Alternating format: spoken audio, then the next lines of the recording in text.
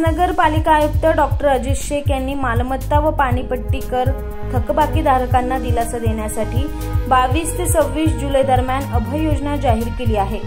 अभय योजनेअंतर्गत मालमत्ता व पाणीपट्टी करावरील 100% विलंब शुल्क माफ होणार असून नागरिकांनी याचा लाभ घेण्याचे आवाहन आयुक्तांनी केले। उल्हासनगरात एकूण 1,83,138 करमूल्य मालमत्ता असून त्यांच्याकडे 963,99,92,498 रुपयांची थकबाकी आहे। एकूण 936 कोटीची थकबाकी वसुलीसाठी महापालिकेने कंबर कसली आहे। गेल्या आठवड्यात थकबाकीधारक 14 मालमत्ता धारकांना नोटिसा देऊन जप्तीचा इशारा देखील दिला होता। विविध राजकीय पक्षांच्या नेत्यांनी थकबाकी मालमत्ता धारकांना दिलासा देण्यासाठी मालमत्ता कर विभागासाठी अभय योजना लागू करण्याची मागणी केली होती। आयुक्त शेख यांनी 22 ते 26 जुलै दरम्यान अभय योजना जाहीर केली। शेख यांनी गेल्या वर्षी दोनदा अभय योजना लागू केल्याने विक्रमी 140 कोटीची मालमत्ता कर वसुली झाली होती। यावर्षी पालिकेने 150 कोटीच्या वसुलीचे लक्ष्य ठेवल्याची प्रतिक्रिया कर निर्धारक संकलक नीलम कदम यांनी माध्यमांशी बोलताना सांगितले।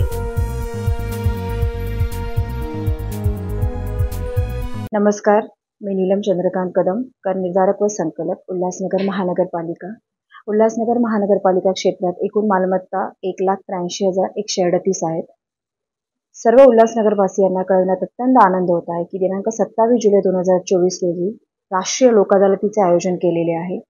सदर लोक अदालतीच्या अनुषंगाने माननीय आयुक्त तथा प्रशासक श्री अजित शेख साहेब व माननीय अतिरिक्त आयुक्त श्री जमीर लिंगरेकर साहेब यांनी दिलेल्या निर्देशानुसार दिनांक 22 जुलै 2024 ते 26 जुलै 2024 या कालावधीत अभय योजना राबविण्यात येणार आहे।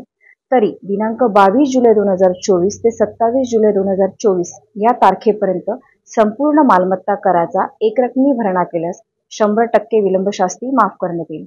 तरी सर्व उल्हासनगर शहरातील सर्व मालमत्ता धारकांना विनंती करण्यात येते की या सुवर्ण संधीचा जास्तीत जास्त फायदा घेऊन मालमत्ता कराचा लवकरात लवकर भरणा करून जप्ती व अटकावणीची अप्रिय कारवाई टाळा। धन्यवाद।